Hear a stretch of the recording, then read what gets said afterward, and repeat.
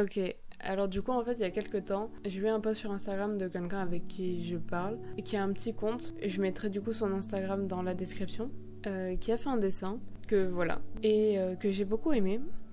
Et du coup je me suis dit que ça serait peut-être intéressant de faire une animation avec. Et du coup voilà, je voulais tester juste de faire une animation à partir de cette image. Alors du coup je vais créer un nouveau document sur Krita. Hop, voilà, du coup je vais importer mon image. Ok. Avec cet outil-là, je vais l'agrandir. Parfait. Du coup, je vais repasser sur les traits de l'image. Ok, jusque-là, on est bon. Alors, j'aurais bien aimé faire une genre d'animation qui peut se regarder en boucle. Du coup, là, il y a l'eau, il y a la main qui est en train de se noyer. Et j'aurais bien fait la main qui, petit à petit, en fait, disparaît, remonte légèrement et réapparaît. Et voilà, comme si la personne était vraiment en train de se noyer. Et voilà. Hop, on prend sa tablette graphique. Ok, cool. Du coup, je vais le faire sur le calque d'au-dessus. Je vais baisser un peu son opacité pour continuer à voir ce qu'il y a en dessous, en fait. Ok, du coup, je vais repasser sur les traits. Ce sera plus simple pour moi et vu que l'image a dû être compressée et tout ça, ça va me permettre de faire en sorte qu'elle soit moins pixelisée. Du coup, je vais garder ce pinceau-là parce que je l'aime bien. Je peux faire des traits qui sont pas forcément de la même épaisseur en fonction de si j'appuie ou pas, donc c'est plutôt cool. Alors, le problème dans Krita, c'est que je crois que j'ai pas de stabilisateur. Enfin, ou alors, je sais pas, c'est moi qui l'ai pas trouvé peut-être. Je sais pas. Mais j'aimerais vraiment avoir un stabilisateur parce que j'ai un peu du mal sans, j'avoue.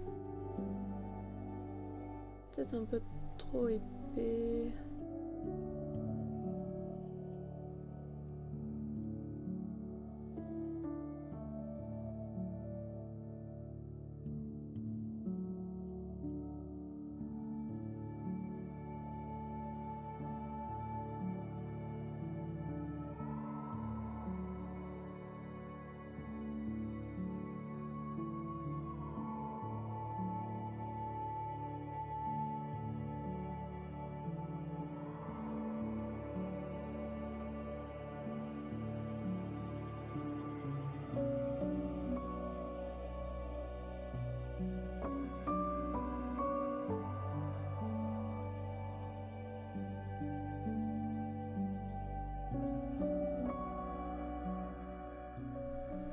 Bon, du coup, voilà. J'ai déjà repassé les traits de la main. Mais je pense que je vais faire les traits qui font l'ombre sur un autre calque pour que, en fait, si je veux faire l'animation, je puisse prendre des éléments et pouvoir les bouger sans forcément avoir à gommer constamment les ombres. Et pour pas que ça fasse trop de choses sur un même calque. Et je ferai aussi l'eau sur un autre calque.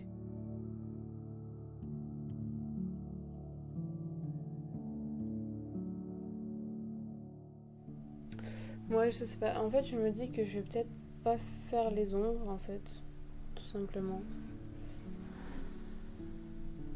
Parce que j'aime bien comme ça aussi. Je sais pas. J'aurai plus tard, mais pour l'instant, j'ai pas envie de les faire.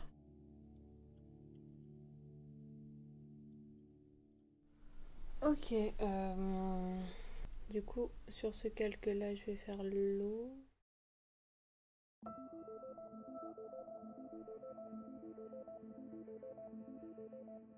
Ok, une fois que j'ai fait l'eau, je vais voir à quel moment je veux que la main soit complètement dans l'eau, à quel moment elle ressort. Je pense que si elle pouvait être dans l'eau par là, ça serait cool.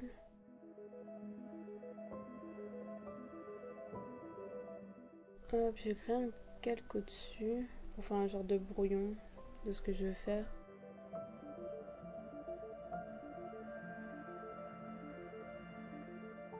Ok, là j'en suis à 34, ça veut dire que à 17,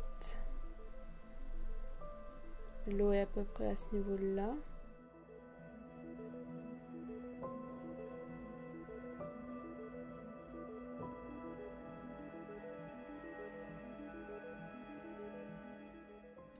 Ok, du coup ça veut dire que là, ce sera la moitié, j'ai dit.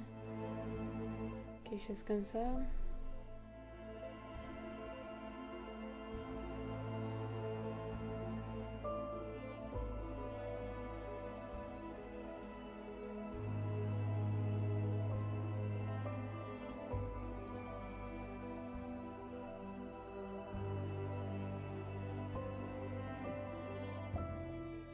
Ok, du coup, en fait, ce que j'ai fait, c'est que j'ai juste déplacé mon image pour voir le mouvement général, en fait, que la main aurait dans l'eau, en fait, enfin, que la main aurait. Et en fait, j'ai replacé la dernière image de façon à ce qu'elle soit le plus possible au même endroit que la première.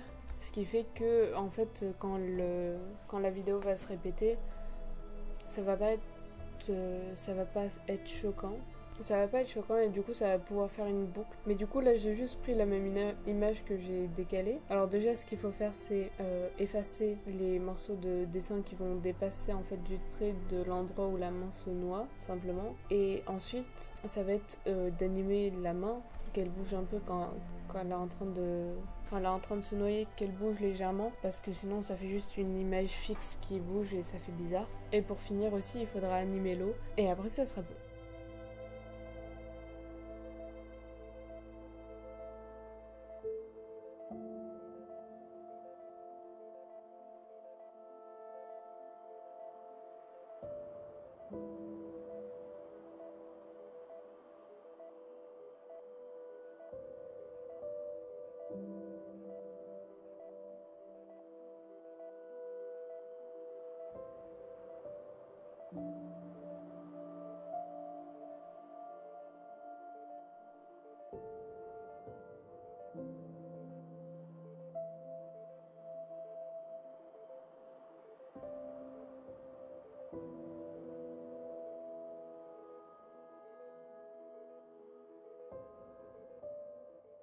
Ok, alors du coup pour l'instant, ce que j'ai fait c'est que j'ai pris un autre calque pour faire l'animation du doigt en fait. Il apparaît toujours celui qui est en dessous. Du coup je vais tout simplement gommer sur chaque image l'image de l'ancien doigt on va dire.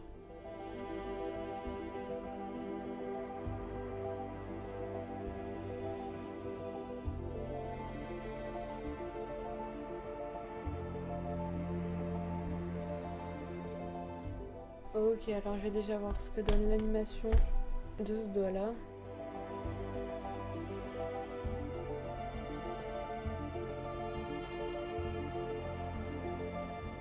À partir de là, ce doigt là va plus beaucoup se voir, du coup garder même quelques qu'avant.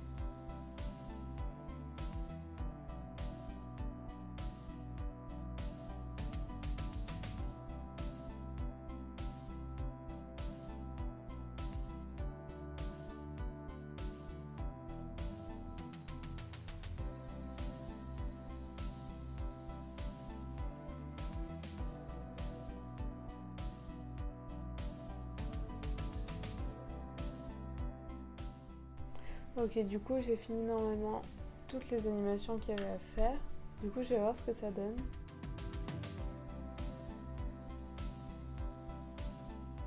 Ok, ça me paraît correct. Du coup voilà ce que l'animation donne.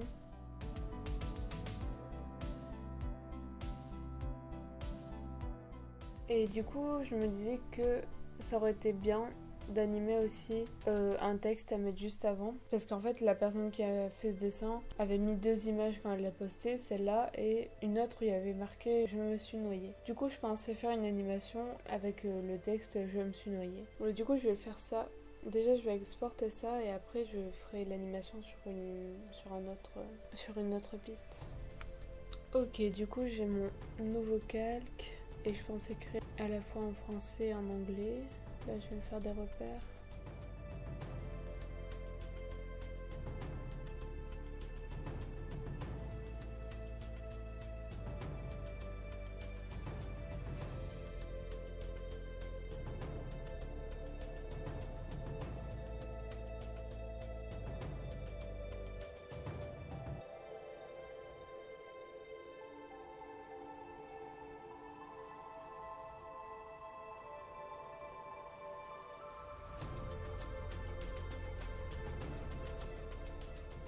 Ok, bon.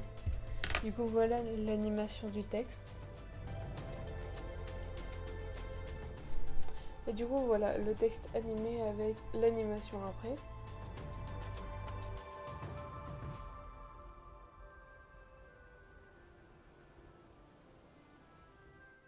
Du coup, voilà, je sais que c'est pas parfait. Je sais que je pourrais reprendre des choses, mais en tout cas, voilà, j'espère que ça vous a plu. Et voilà.